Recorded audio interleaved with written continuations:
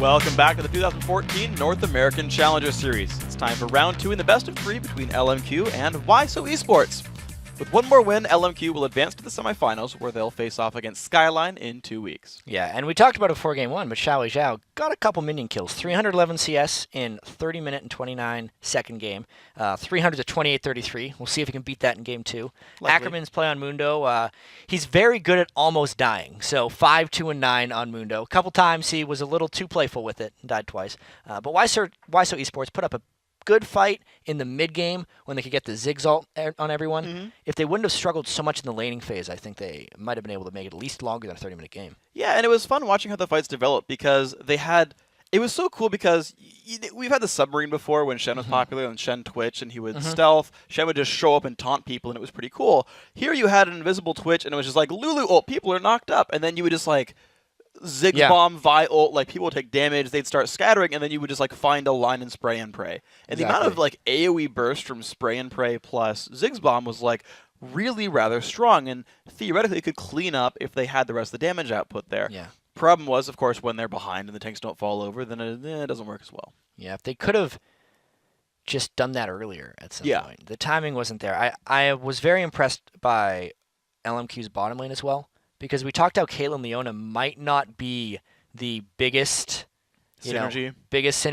It worked out very well for them. Caitlyn got the poke down, and then Leona was the one who went all in. Yeah, so a very strong lane overall. Honestly, these guys coming through, and you know the hype was that they were a strong early game team. That was the case here. You saw, just No Name kind of had more efficient ganks even. Like, I felt like that every he spent so much time ganking, but they all seemed to have at least a bit of an impact, whether it was a flash or just pushing someone completely out. Yeah, exactly. And that just did so much. He seemed to waste a whole lot less time, got a lead over LG Hunter in general. And to be fair, that guy had a pretty good impact. Like, I think, to me, the two best performing players on YSO Esports was their top laner and jungle. They seemed to have, right, you had the Renekton actually win his lane, which I know you're kind of expecting with Renekton. Yeah, but he's against Ackerman. Right. Who's a superstar, essentially. So good performance by him. Not many people you expect like at his tier of play. In the North American Challenger League, but it's like everyone makes fun of North America, not even in the LCS yet, or if they lose here, they're not in until they try for the next split or the next series in the spring split. But even still, like pretty freaking good performances. I mean, when I was doing my research for these teams, Ackerman was the only player among these 10 who had already made Challenger solo queue, like again in the new season. So. I mean, LMQ, a bunch of all-star players, like, and a lot of effort going in for these guys as well, and you're still seeing people hold up to them. Yeah, so bans coming out so far in this one. Kale and Thresh on the side of LMQ. They banned Kale and Thresh and Kassadin in the first game, so since Kassadin's already been taken out on the other side by YSO Esports, they essentially get another ban they can throw out on whatever gave them issues. Yeah, so they're going to actually drop a Lee Sin ban away, though, with this one. YSO Esports, of course, choosing to actually get rid of Nidalee, realizing that Xiao does like playing the champion a lot. Let's get rid of this one for now. And they got one more ban to think about. And to me, I would kill Orianna. I would target something that LMQ did well with last game. I'm trying to think. No, that's not what they did. Nope. well, they just banned something again from the first game. Yeah. They didn't want Lee Sin or Lise to be a part of the game. This means Annie is available. Obviously, Leona was incredibly effective for more. They could still go for that. First pick Kha'Zix, almost just feels like bragging at this point. Yeah, I'm surprised that that's the first pick champion here. YSO Esports already happy to make their own. Well, I guess they didn't lock in, so it doesn't count here. But yeah, the jungle Kha'Zix was actually rather effective. Elder Lizard, max Q, max E, evolved wings at the beginning, evolved the claws afterwards, and I don't think anyone is going to take Kha'Zix away though. I don't think so. Yeah. I can check the notes, but it wasn't like one of the super popular champions played by these guys here. It's nowhere on YSO Esports sheet that we have, that we made. Not a solo queue for LG Hunter or Mikasa. And has not been played yet for them in the Challenger tournament. So just taking it. They just want it. Counterpick all the lanes, maybe. Yeah, I mean, it's true in a sense. You're going to see some of these lanes. Yeah, they already know they're going against Renekton. Counterpick that guy. Yeah. Someone taller than Renekton. Maybe Nasus, if you can get Nautilus and Mordekaiser, I think, are taller. Okay. Volibear, if he stood up straight, but he doesn't. Pulsefire Ezreal when he flies in the idle animation. Well, yeah, if anyone is flying. I mean, Kha'Zix is taller than him when he jumps. It's height freak, not. permanent height, not temporary height. There we go. Okay, that's fair. Okay, well, it is going to be Leona picked up. I'm actually surprised by that a little bit, and Dr. Mundo grabbed. So, exact same lineup. And the thing I want to actually talk about with the Leona against Annie, though, is there's a posting now. It's a translated in-game chat from the quarterfinal match between CJ Blaze and KT Bullets. All right, go for it. And so they're talking... well, that's that off-the-record series they run. Yeah. It's like 20-minute video. It's really awesome. I recommend you guys all check it out if you get the chance to. And Les Boy's talked about the laning setup, and he's like, okay, I can go Thresh if you want to 2v2 the Annie, or I'll go Leona and we'll go for a 2v1. Like, not wanting to 2v2 Annie, basically. And so they grab Leona, and they're like, I want to see if they even 2v2 it. Because it seems to be a rough lane from what I've seen so far, Leona versus Annie. See, I have a different view on the. Obviously, I'm not an OGN pro player, so take this with a grain of salt. I do like to think I understand these things, though. So I think Leona against Annie is bad if the person who's not Annie has an extremely high amount of damage. If you pair Annie with Lucian or Jinx, it's strong because Annie is so squishy and plays so aggressively that you want to kill her, and then the AD carry remains untouched. I think Leona can do that, and since Ezreal doesn't have that much damage, that synergy in itself won't work. Because what happens, I think, is Annie tries to go for the enemy AD carry, and Leona tries to lock down the Annie. If locking down the Annie just results in Leona dying, that's when it's a good combo in a 2v2 for the Annie. But I think if they double it up with Alex the Man, I think Leona Lucian is better. All right, we'll see how it pans out. Leona Lucian versus Annie Ezreal. Of course, we do see Pantheon locked in here. We've seen this be mid from Ro8. We've seen it be in the jungle from a couple of European teams. With Ziggs here, it's going to be probably in the jungle. So that's going to be all kinds of fun to watch for here. I like this synergy. The Gragas also picked up there, and of course, the Gragas ended up being a blind pick. So YSO Esports getting their choice of counter pick here. So I like the synergy on YSO Esports. A lot of emphasis goes on a Tix Annie, though, because if he can land a good Tibber stun, it means Pantheon gets to drop in range, and also Ziggs gets to follow it up. So it's another one of those really relying heavily on dumping everything at once, which didn't work that well last time against LMQ. LMQ also has a huge amount of mobility right now. They have the synergy of Gragas Kha'Zix, knock one guy away, eat him, and everyone else goes in. Yeah. I love Kha'Zix with anything with burst. 3 members of this lineup are returning for LMQ right now. They've only switched out their mid laner and their AD carry. I think the Lucian is to combat the aggression they're going to have to put out onto Annie, I think. They're really looking to win those 2v2 trades. Since, like you said, if YSO Esports' AD carry maybe had more damage, Annie's like a good matchup against Leona. Maybe not this time, though. Yeah, and so I'm thinking also about the adaptation that YSO Esports made. Of course, almost their entire lineup is different. Only the Renekton, I think, is returning here in the Champions. The one lane that won. Yeah, in the last game, so that's the right thing to return. And it's the same matchup. Yeah. And in fact, LMQ opted into that matchup. They're like, oh, we picked Renekton. You want to try again, Mundo? And Ackerman's like, yeah, sure. Of course I do. I went 5-2. Yeah, I mean, aside from losing the lane, it worked out in team fights, so and that tended to be pretty strong for these guys. But you saw the Kha'Zix jungle get locked in, and as an AD carry player, when I'm like, I'm Twitch and they have Kha'Zix, I'm like, that sucks a little bit. Then you talked about how much Leona would love to kill that champion, and again, it worked pretty nicely for LMQ here. So the Ezreal's like, yeah, I'm going to be left alone. You guys are going to all in. I'm just going to go be an Ezreal and kite backwards and hopefully not die.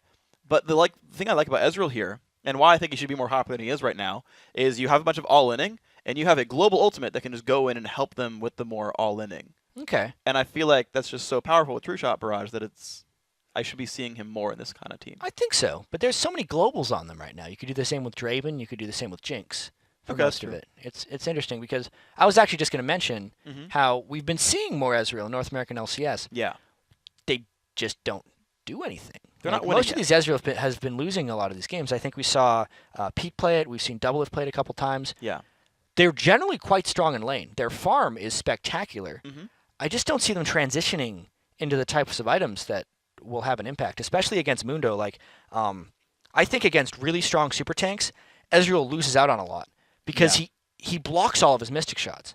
It's a really difficult thing for him to cut through. And if Ackerman gets going, I feel like Ezreal's not going to have a very good time. Yeah, generally speaking, I mean, as an AD carry, you tend to hit the tanks anyway. Yeah. Like, ultimately, you're still kind of stuck doing that. So the whole, like, Mystic Shot argument that most players give, I don't actually buy into too much. Or like a 6-stack Cho'Gath. Well, Just eats them all up. You definitely will do that. What I actually do enjoy, though, about or the kind of my thought on the AD carry versus tank thing is it tends to wait till you get to 4 items till you get Infinity Edge done. That's when your damage finally eclipses their tankiness growth. Yeah. And you get above it. Generally. But Trinity Force is very expensive. It's the most expensive Zeal item. Right? Yeah. And every AD carry builds a Zeal Because item. then they're going to need Bloodthirster, Trinity Force, Last Whisper, Yeah. and then an Infinity Edge. And now at that point, there's 16,000 gold deep in items. Right. And it's like, Yeah. hey, maybe you'll get to 4 item AD carry, but you don't typically. The build I'm seeing a lot from Ezreal's, though, recently Blade of Ruin is King? exactly Trinity Yeah. Force Ruin King. And at that point, you have the self-kitingness, but also you actually do decent against tanks. Ezreal gets 50% attack speed for free, permanently, as long as you're hitting skill shots.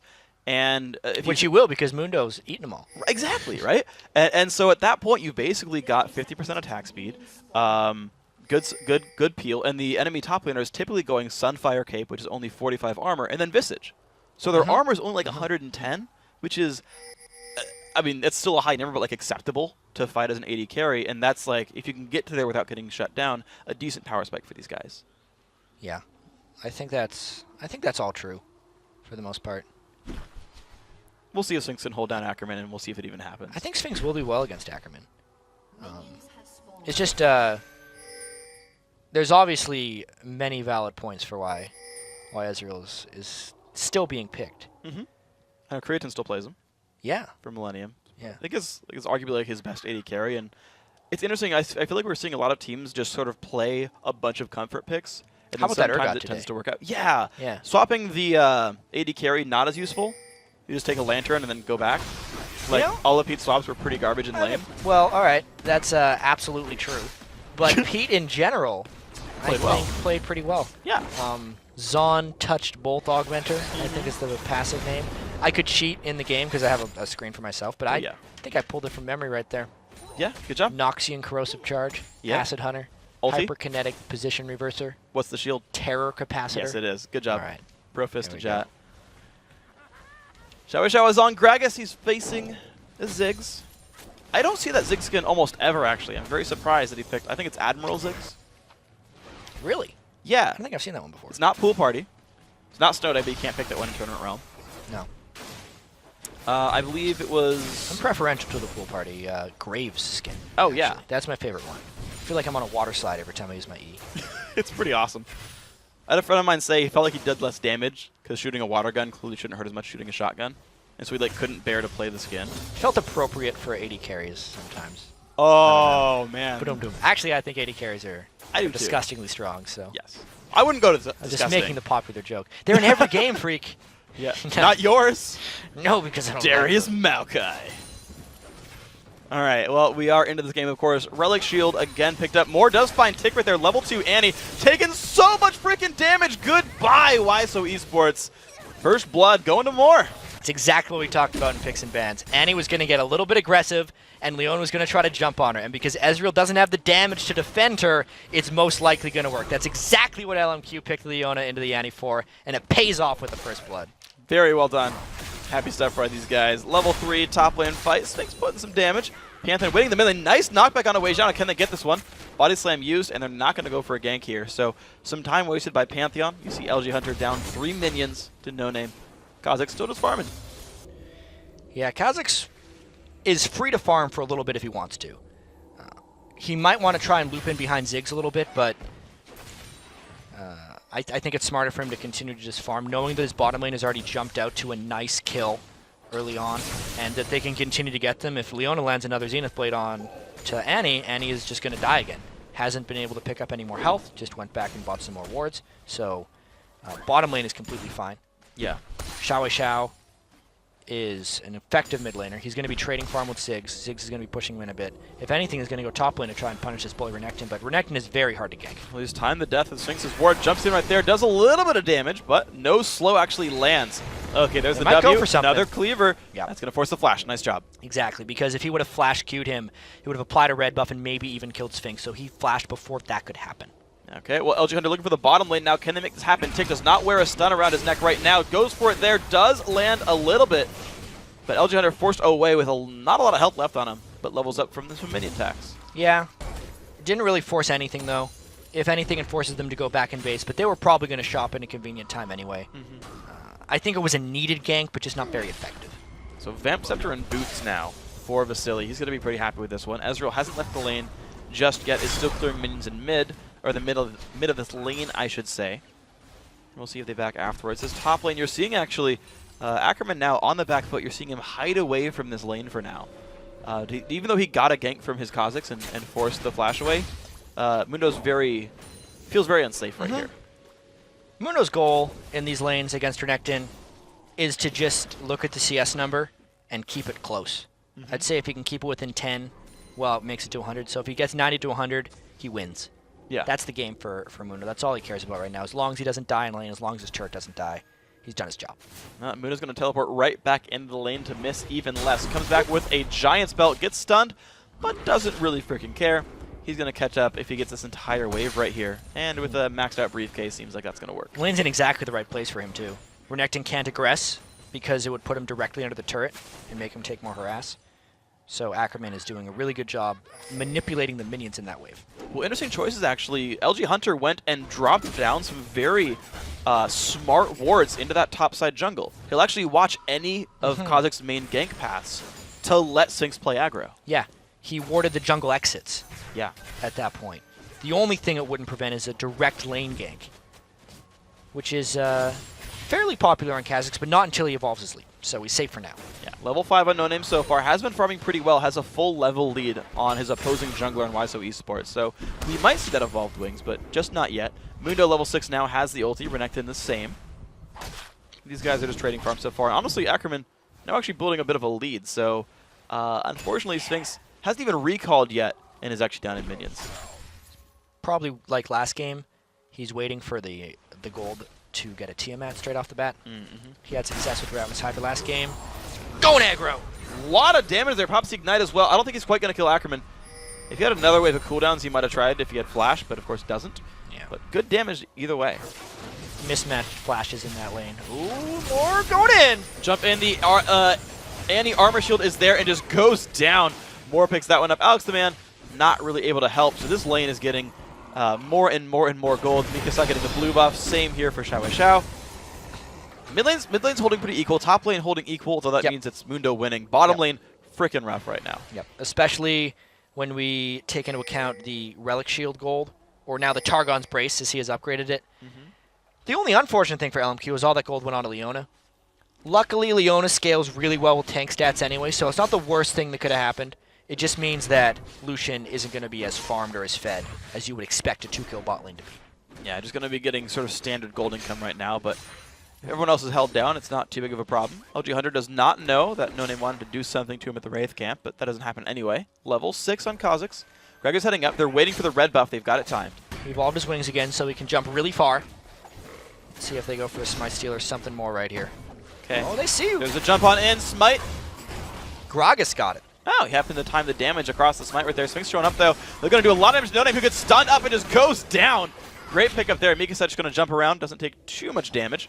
That's a good counter kill. Good rotation. It was. They pushed him directly out of the red buff. And I think this time it's at a timing where it's not going to be immediately punishable by a dragon. Plus, they didn't have to burn as much as they did in the first game when YSO Esports had a similar move, getting No Name out of their blue buff. So they reacted much better to... No, it was the red buff, actually, on the other side. Yeah. YSO Esports just got better at reacting to that. They caught him by himself before he overextended, did not burn much, and despite losing the red buff, get more out of it. Yeah, that brush was already warded, knowing that these guys like to invade. A lot of good things happen for these guys. Ackerman still trading blows with Sphinx. These guys, they're just tanks fighting each other in the night. We don't have to watch that one too much more in the near future. I feel like YSO Esports should be putting a lot of emphasis onto setting traps for LMQ, because LMQ is kind of predictably aggressive. Yeah. At this point. And Pantheon, especially with his ultimate, can hopefully go in right as they think LMQ will get aggro. So like right now, Moore is level 6. Tick is level 5. Leona wants to kill her right now. So if Tick could play a little bit aggressive, without dying, Leona, try to get her. Even if she dies, actually, I think it would happen. Pantheon would try to come in from the back. And then the Ziggs ult could maybe turn it if they did something. But if it's just a straight up 3v3, LMQ would win. Yeah, they absolutely would. You saw No Name waiting around there saying, you know, this is the kind of situation where we might see a tower dive. Stays in the background, actually still waiting in Fog of War, expecting something to happen. Doesn't find that, though. Ping's coming across. Looks like YSO Esports wants to set up the dragon area. They do have some nice power in them, especially since some of that gold just went to more just buying GP10s, and they haven't shopped since that first kill. So all that money that LMQ has isn't going anywhere. Oh, they come in once again, but it's onto a shifty Ezreal. And there are eyes on both junglers. That's why they go for Leona most of the time, because she can't. Or that's why they go for Annie. Annie can't shift away. She just dies. Drops a bear on you at least. Yeah. Now she can. Finally. Yeah. About time. We have finally found her bear Tibbers. We've seen it in another game. We have not seen it this game because you haven't used it, Annie. Stop asking me. It's hanging from your right hand. You've been holding it the entire game. Is it even her right hand? I don't remember. Might be left. I wonder if it varies by skin. Huh. I don't think it would. No, I don't either. But we'll see. Leona is right-handed. Okay, no surprise there. I know there are some left-handed champions. Lucian is rather ambidextrous. Pretty much. Yep. Did you know Bjergsen's left-handed? Really? Yeah, he commented when he was sitting at the analyst desk for the interview. He's like, "Oh, you're left-handed." I'm like, "Yeah." And he's like, "Oh, I don't switch my mouse, but I'm left-handed too." And so I told him he was my favorite mid laner now. Fantastic. Because he's left-handed. Because every once in a while, chat, someone's left-handed. Chris was the only left-handed player in the LCS last split. Yeah. He unfortunately did not do me very proud as a left-hander. No, he he's had a pretty gone. rough season. He's gone now. Yeah. Making up for it right now with Bjergsen. Yes. Thank you, Bjergsen, for bringing honor. Chris is a fantastic person. He's a very good player. Chris. Yeah. It's just LCS is freaking hard to be the best at. Yep. Like, I'm sorry you're only the top 7, top 8 top laner in North America, right? Like, it's so bad. But anyway, we'll see with these guys. Top laner still trading farm around. See what they do with this one. Looks like actually Pantheon's still really trying to set up this dragon with the Elder Lizard. LG Hunter gonna make this happen. Pulls Tick over. Actually, they timed it off the recall from LMQ, so they got a good chance at this one. This is really nice by YSO Esports. This will actually bring the gold pretty close. And when we compare this to last game, it is just worlds better for YSO Esports. There was a bottom lane disaster at the start of the last game. It was a double kill. This time they limited it to 1. And the other lanes haven't been getting punished nearly as badly either. Mikasa doing great on Ziggs.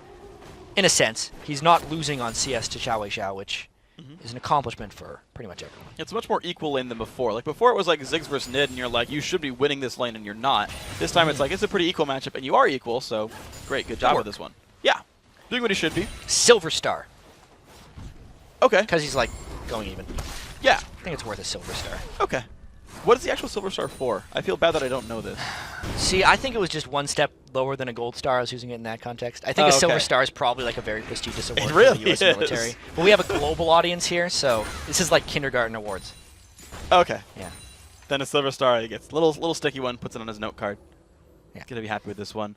Pantheon's still looking for places to man drop and not finding them, though. We've seen him like eke down to the Tribe Rush and be like, is there champions to kill? And then they don't quite find it. But I'm still waiting for that engage to happen. Silver Star is the 3rd highest award that can be granted, apparently. Wow. Yeah. After the game, I'm going to look this up. I'm going to memorize the tiering.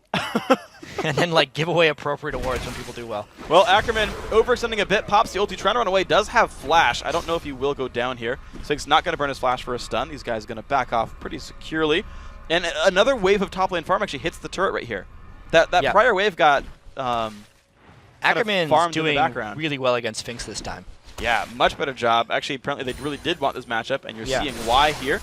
Good wave clear by Sphinx, but he's only just holding on. He's, not doing what he should be with Renekton. Yeah, not much jungler intervention this game either in that top lane. So early flash getting burned by Sphinx, I think, allowed Ackerman to play a little safer, I guess. Ackerman also froze the lane in a fantastic spot, which I think allowed him to farm up all the more. That's probably what gave him the CS advantage. You can get caught in a really bad spot as a top laner if the enemy freezes right in front of his turret and you're a melee champion, because there will be a point where your range minions are killing his minions. Yeah. But if you want to go into range to hit them, the tower will aggro you. Yeah. And you'll just die. You're going to lose a lot of farm that way, and I think that's why Sphinx is behind it that way. You can never kill enemy caster minions at that point. Because they're taking a whole bunch of pain right there, trying to get away through his minefield. Xiao. There's the E. Doesn't get flash right there. That's going to go down with the body slam. Pantheon! Pantheon drop. Does he get it? Flashed away. So it burns the flash for it, but pretty much worth it there for LMQ. Yeah, that was great aggression by Xiao. Knocked Mikasa right back where he didn't want to be. Ate his entire minefield because he had not been trading much harass. And very good time to go aggressive. On the top lane, fighting a little bit. LG Hunter not in a good spot. Here's Right another there. Shout. Oh, nice dodge with him, LG Hunter. But look at the damage of it coming across. One more attack's going to do it. That's the kill picked up by No Name. He a little overextended there in the mid lane. Yeah, I think he had the... There's a word for this. He is overconfident because he has double buffs. I want to tag it something like he was drunk with power, but that's actually Gragas all the time. So now he's given double buffs back away, which is an unfortunate thing for him. His gank is slower. He just had the Spirit of the Other Wizard, so he was really squishy, and he didn't realize it. So he just got caught in the mid lane. So now goes for a Giant's Belt to try to add some durability to that Pantheon. We see No Name looking to control this bottom lane turret. This is not a good spot. Leona ulti's not going to land on anyone. Flash and Arcane Shift, just enough to get YSO Esports out, but it is going to give control over this turret. First turret of the game, and I think a lot of map control is going to come with this. When Moore can start roaming around with Leona, I think it's going to combo very well with the burst damage of Kha'Zix and Gragas as they go around this map. It's a very good time of the game for LMQ. Well, Sphinx despite an early rough start to the lane, definitely putting some good damage on Ackerman. Ulti comes off way sooner from Mundo than it does for Renekton, so Ackerman's health going to be nice and high. No Ignite available. Sphinx should get his ulti again before the next Mundo ulti. That might matter, it might not.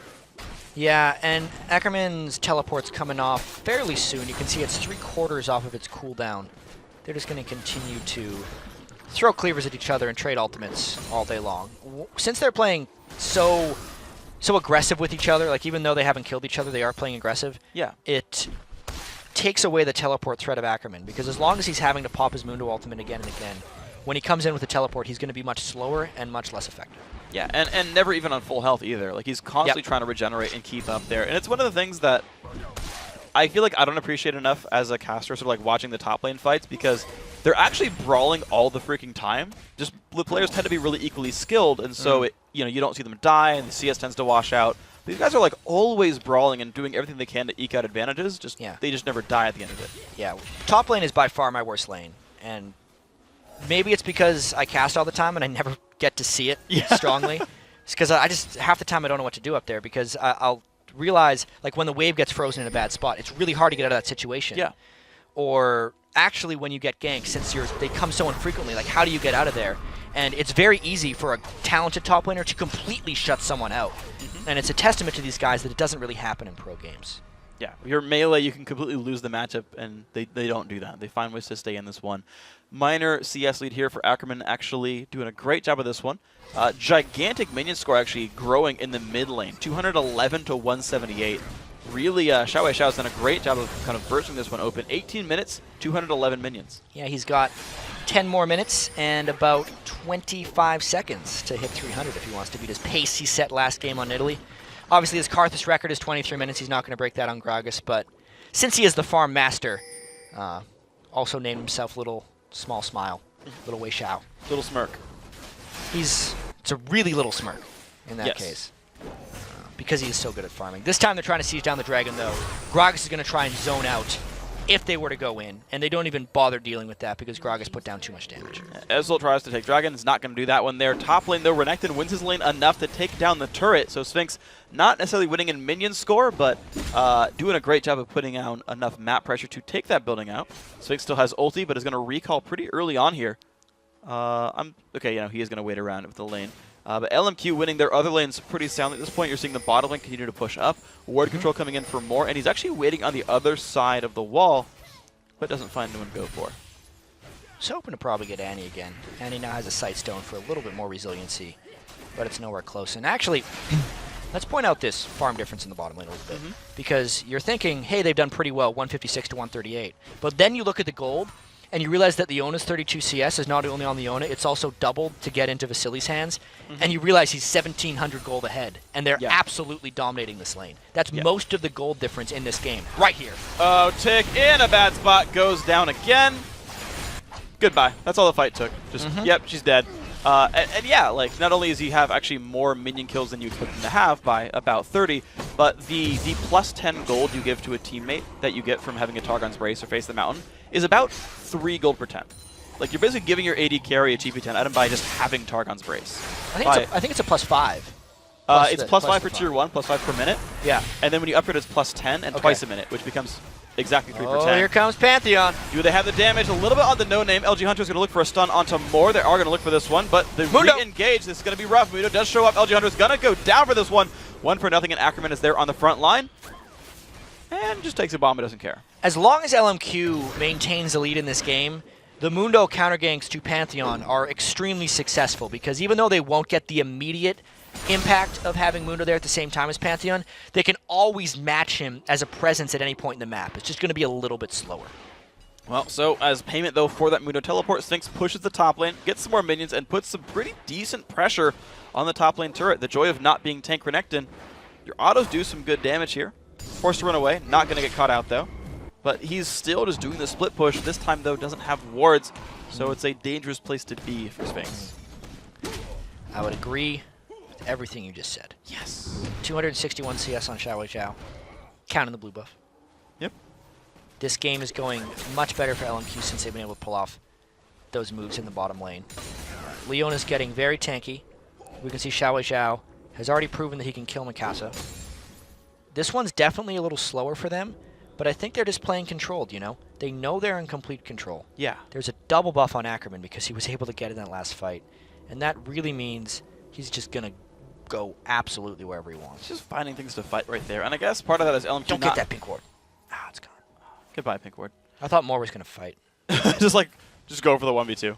I just hope it works. He's just going to go for it now. Yeah. Well, he is investing his gold lead in an Aegis. You've seen that right here. Boots of mobility also there. He's still in the Fog of War, actually. He doesn't see Tick, and Tick doesn't see him. They're both baiting each other, I know. and they don't know they're it's doing like, where'd Annie go? I'm waiting to see her. She's going to come around to ward. There's 280 carries, and they're There like, it is! oh, there we go. Tick gets jumped on, puts on the shield, but look at the burst damage. Oh, flashes it! They try to re-engage, but they don't find Vasily. Gets away. Okay, that was really close. Vasily had to dodge away from the Tibbers and did it with his E. Yeah, what's hilarious as well is the culling does 500% damage to minions, and Tibbers melt it when they put it down in front of him. Here's the tower dive. And Sphinx not in a good spot right there, just gets jumped on and does die. Ackerman stood still for a bit. I think he might have got stunned at the end. And just kills the minion wave. You know I said we weren't going to hit 300 CS super early? We might. He's 287 to 2222. Yeah. Froggen did 2310 fairly recently as Karthus. So this could be a Gragas record by Xiao Zhao. He's going for the ghosts. If he gets these, this means one more wave. I wonder if he could like get it in between the turrets so he gets it faster. I wonder if he even knows he's a... Oh, one got stolen by Mikasa. He needs 3 more. He has to get them from the lane. 3 minions. Is he running top lane to get them? We'll see. Go get him. Go get those minions. Ult it. I dare you. He is absolutely trying to break this record right now. There's no other reason to go down this far. 2250. All right. That's pretty good. He's chasing records. Pretty good. I know at the end of the summer split, Vulcan actually was extending the game and letting ManCloud kill everyone to ensure that he got the kill record. Well, he got it. He did. Congratulations to ManCloud. Yeah. Damn, he farmed a lot recently. He was at... We were like 18 minutes in. He was at like 210 or something. He got like 90 CS in 9 minutes. That's standard, though. 90 in 9 minutes? 10 a minute is like the general pace you expect. No, I said in like 5 minutes. Oh, 5 minutes. We were like 18 when I Yeah, first you're saw right. You're right. So this 5 is minutes. faster than anyone in the LCS has this season.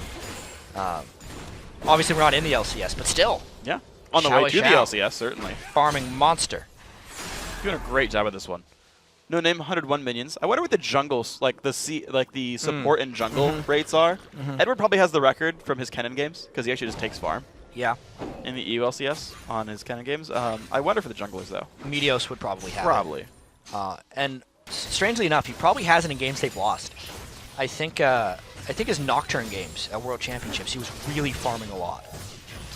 But I could be wrong on that. I believe it. He definitely had Yeah. a lot. Oh, there we go. Ulti coming in. Alex the man trying to dodge away. Getting cold pretty hard. Nice dodge right there. The barrier coming out, but very little health left. I think the Q actually still did land from Vasily. Just no auto attacks because of the flash. And he got a lot of burst damage here, but the whole crew is trying to come down. They get spotted by the ward. Meanwhile, 2-man Baron. there's the 2-man Baron we talked about in the last game. Same synergy. Ackerman takes all the damage. No Name eats it with his evolved Q. And Ackerman still had the ultimate available. He had like another like 2/3 of his health bar left to tank if he needed it. Looks like the bottom lane not going to find anything to do. Great 2-man Baron by LMQ. They are, I wouldn't even want to say slowly but surely, but like moderately fast but surely taking the lead. I feel like Xiao Zhao is just playing his own minigame right now. Everyone else is playing the game, and he's just looking for creep waves and how to get them. He's not really interacting with other people right now.